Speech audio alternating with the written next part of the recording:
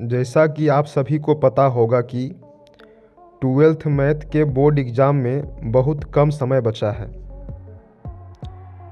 तो यदि आप भी चाहते हैं मैथ में अच्छा नंबर लाना, तो आपके लिए यह वीडियो बेहतर साबित होगा। जैसा कि आप सभी को पता होगा कि 12th मैथ में एक अध्याय होता है जिसका नाम है कैलकुलस, जिसमें 2 पार्ट होता है। एक का नाम होता है अवकलन, दूसरा पार्ट का नाम होता है समाकलन। तो लगभग अवकलन जो है, जिसको शॉर्टकट में डीसी भी कहा जाता है, तो डीसी से केवल जो है 15 से 35 अंक जो है लगभग हर साल पूछा जाता है। पहले क्या होता था, मतलब जब ऑब्जेक्टिव 50 होता था तो उसमें 15 अंक जो है अपना डीसी से पूछा जाता था। अब जो है ऑब्जेक्टिव 100 पूछा जाता है, तो उसमें केवल 35 अंक जो है केवल अपना अवकलन अर्थात डिफरेंशिएशन से ही पूछा जाता है। और आप सभी को ये पता भी होगा कि डिफरेंशिएशन जो है चैप्टर बहुत बड़ा है, ठीक है, और हमारे पास समय बहुत कम बचा है। तो कम समय में जो है डीसी का जो है रिवीजन जो है कैसे करें, कैसे कम समय में हम अच्छा नंबर ला सकते हैं डीसी को पढ़कर।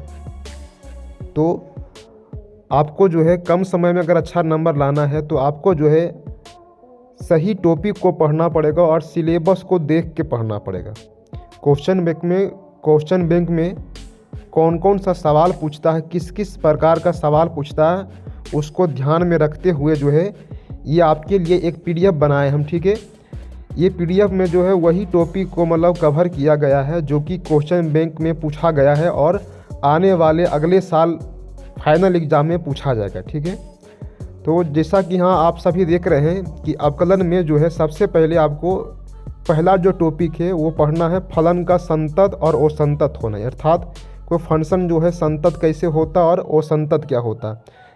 सेकेंड जो टॉपिक है उसका नाम है अवकलन का मूलभूत सूत्र और सूत्र पर आधारित प्रश्न, अर्थात डीसी का जो फॉर्मूला जो होता है उसको आपको देख के जाना है एग्ज़ाम में, और साथ ही साथ डीसी के फॉर्मूला पे कुछ जो होता है हल्का हल्का जो सवाल होता है उसको आपको देख लेना, ठीक है।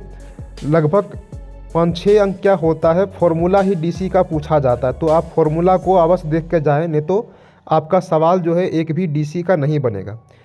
थर्ड जो टॉपिक है उसका नाम है बहुपदी फलन का अवकलन।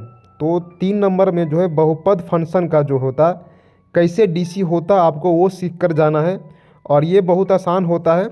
और चौथा जो टॉपिक है इसका नाम है त्रिकोणमितीय फलन का अवकलन, इसको भी आप सीख सकते हैं अपना। 5वां जो टॉपिक अपना है प्रतिलोम त्रिकोणमितीय फलन का अवकलन। 6ठा जो टॉपिक है संयुक्त एवं अस्पष्ट फलन का अवकलन। 7वां जो टॉपिक है उसका नाम है लघु गणकीय एवं चरघातांकीय फलन का अवकलन। 8वां जो टॉपिक है इसका नाम है फलनों के प्राचलिक रूप का अवकलन। और 9वां जो टॉपिक है अपना द्वितीय कोटि का अवकलज। ये 9 टॉपिक को कवर करने के बाद आपको जो है एनसीईआरटी का जो सॉल्यूशन है वो देख लेना है। इसके साथ आपको क्वेश्चन बैंक का जो मतलब सॉल्यूशन है 2023 से लेकर 2011 तक आपको वो देख लेना।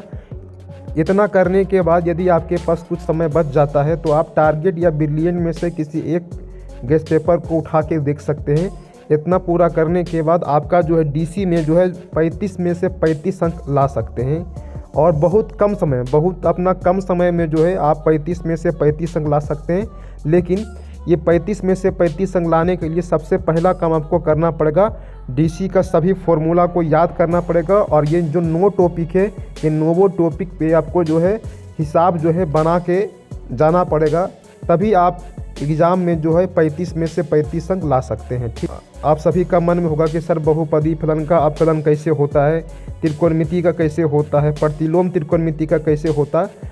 तो आपके सभी सवालों का जो आंसर है एक पीडीएफ में छुपा है, ठीक है। ये 9 टॉपिक का जो है सॉल्यूशन जो है, नियम जो है, फॉर्मूला जो सब का जो है एक पीडीएफ बनाया गया है, ठीक है। आप जो है केवल उस पीडीएफ को देखकर अपना जाइएगा तो आपका ये 9 टॉपिक उसमें कवर है, प्लस उसमें एनसीईआरटी है और क्वेश्चन बैंक भी है, ठीक है। तो आप जो है उस पीडीएफ को देखकर आप जो है आसानी से 35 में से 35 अंक ला सकते हैं। यदि आप सभी को वो पीडीएफ चाहिए तो आप जो है इस नंबर पे संपर्क कर सकते हैं, आपको सभी पीडीएफ जो है इसी नंबर पे उपलब्ध करा दिया जाएगा, ठीक है।